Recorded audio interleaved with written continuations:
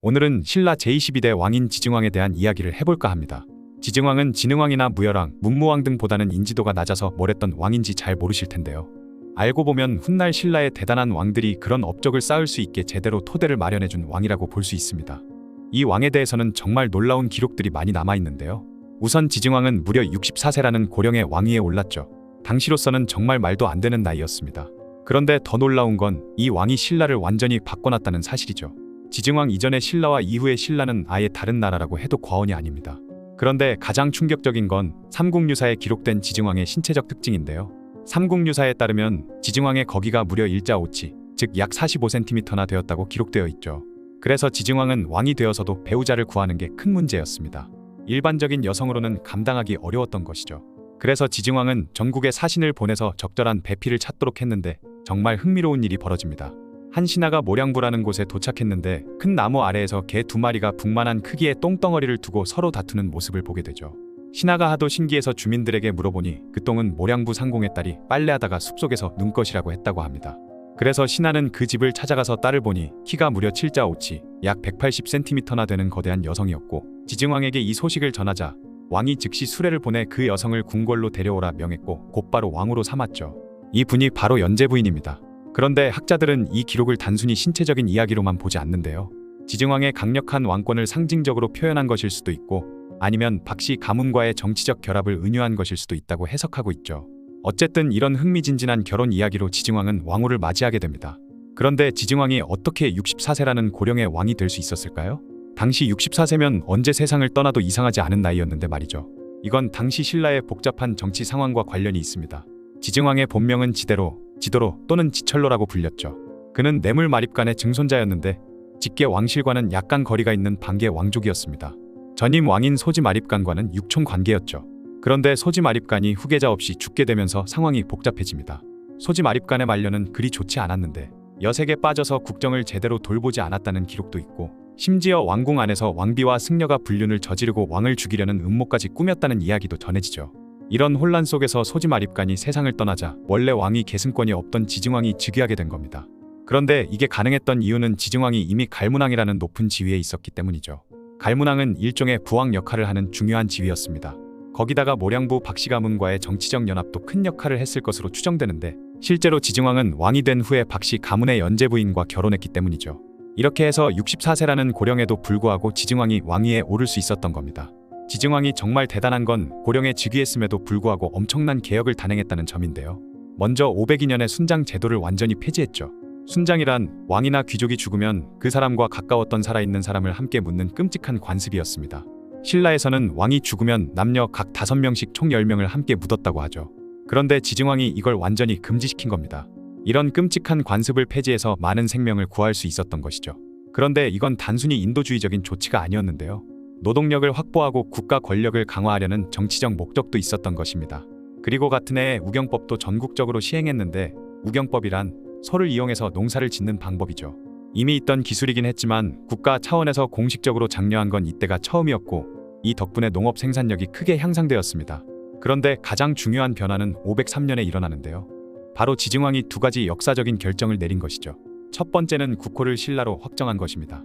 그전까지는 사라국, 사로국, 신라 등 여러 이름이 혼재되어 사용되었는데 이때 공식적으로 신라로 통일한 것이죠. 두 번째는 왕의 칭호를 바꾼 것입니다. 그전까지 신라의 왕은 마립간이라는 고유 칭호를 사용했는데 이때부터 칭호를 왕으로 사용하기 시작했죠. 이건 단순한 명칭 변경이 아니었습니다. 신라가 이제 고대 국가 체제를 완전히 갖추었다는 선언이었죠. 하지만 지증왕의 개혁은 여기서 끝나지 않았습니다. 504년에는 상복법을 제정했는데 이게 뭐냐면 누가 죽었을 때 얼마나 가까운 친척인지에 따라 상복을 입는 기간을 정한 법인데요. 이런 세세한 예시까지 국가가 관리한다는 건 그만큼 중앙집권화가 진행되었다는 증거죠. 또한 같은 해에 파리성, 미실성, 진덕성, 고라성 등 12개의 성을 쌓아서 국방을 강화했습니다. 505년에는 정말 중요한 개혁을 단행했는데 바로 전국의 주군 현 행정구역을 체계적으로 정비한 것이죠.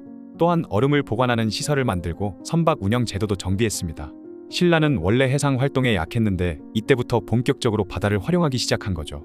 509년에는 수도에 동시라는 상설시장을 만들고 이를 관리하는 동시전이라는 관청도 설치했습니다.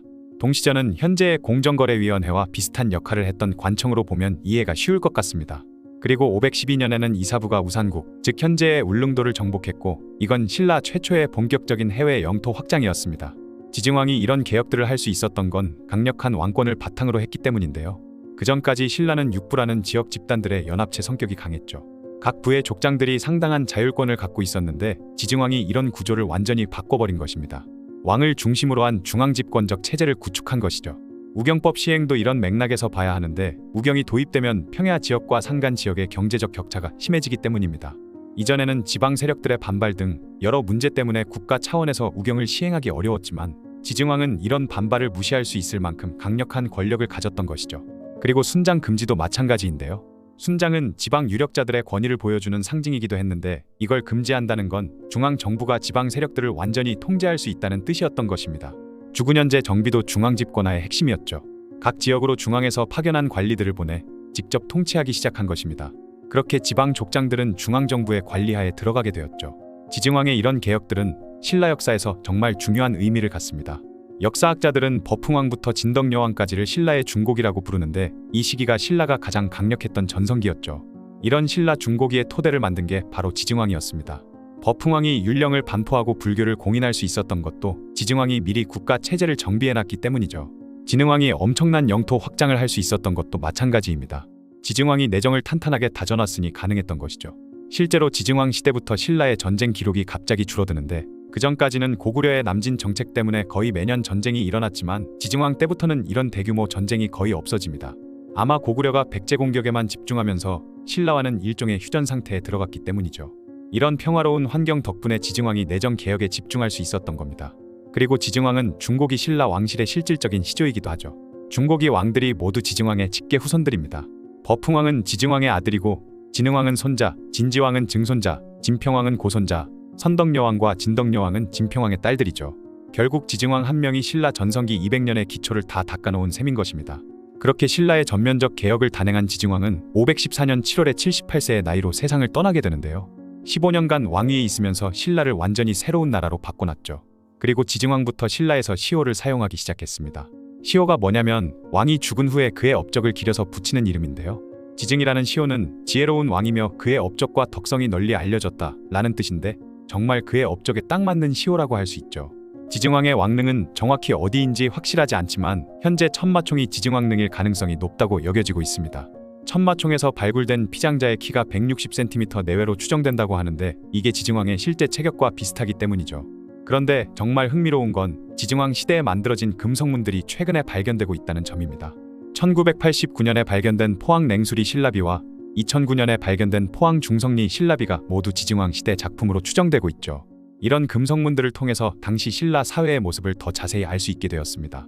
역사학자들은 지증왕을 신라 역사상 가장 중요한 왕 중 하나로 평가하죠. 전쟁을 멈추고 내정 개혁에 집중해서 나라의 기틀을 완전히 바꿔놓은 왕이라는 평가를 하고 있는 것입니다. 그런데 가장 인상 깊은 건 지증왕이 보여준 강력한 리더십인데요. 나이가 들어서도 변화를 두려워하지 않고 과감한 개혁을 추진한 모습, 기존의 관습과 제도를 과감히 바꿔서 새로운 시대를 연 모습, 이런 게 진짜 리더의 모습이 아닐까 싶죠. 물론 삼국유사에 기록된 그의 신체적 특징은 정말 충격적이지만 이것도 어떻게 보면 그의 강력한 카리스마를 상징하는 것일 수도 있습니다. 실제로든 상징적으로든 지증왕은 정말 강력한 인상을 남긴 왕이었던 것 같죠. 나이나 환경에 상관없이 변화를 추구하는 의지, 기존의 관습에 얽매이지 않는 혁신적 사고, 강력한 리더십으로 조직을 변화시키는 능력, 이런 것들이 지금도 우리에게 필요한 자질들이 아닐까 싶네요.